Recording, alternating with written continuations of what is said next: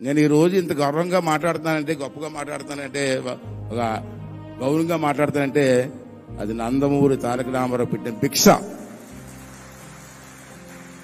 నాది నర్సీపట్నం, విశాఖపట్నం జిల్లా నర్సీపట్నం, ఒక మారుమూల గ్రామం. ఓ రోజున కబురు వచ్చింది, హైదరాబాద్ రమ్మని. తారక రామ థియేటర్లో ఉన్నారు.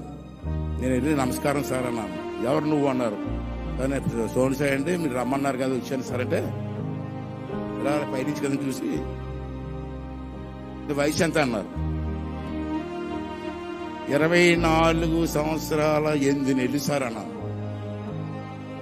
అంటే ఎమ్మెల్యేకి వయసు చాలుతాయి నీకు అన్నారు.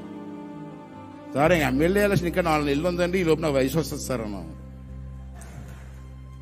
అని నవ్వి భుజం మీద కొట్టి నువ్వే ఎమ్మెల్యే వెళ్ళు అన్నాడు. అంతే, ఎమ్మెల్యే అయిపోయావు. తర్వాత నాదెండ్ల భాస్కర్ రావు టైంలో ప్రభుత్వం పడిపోయింది. మళ్ళీ 85 ఎలక్షన్లు వచ్చాయి. మళ్ళీ నాకు టికెట్ ఇచ్చారు, గెలిచా. రెండోసారి గెలిచా. నమస్కారం పెట్టడానికి వెళ్తే రెడీగా ఉండు అన్నారు. రెడీగా ఉండమంటున్నారు ఏంటి అనుకున్నాను నేను. నాకు అర్థం అలా. మంత్రివర్గంలో నా పేరుంది, మంత్రిగా నా పేరుంది లిస్టులో. అప్పుడు నాకు 27 సంవత్సరాలు. ఫస్ట్ టైం మంత్రి, ఇండియాలోనే యంగెస్ట్ మంత్రి నేను.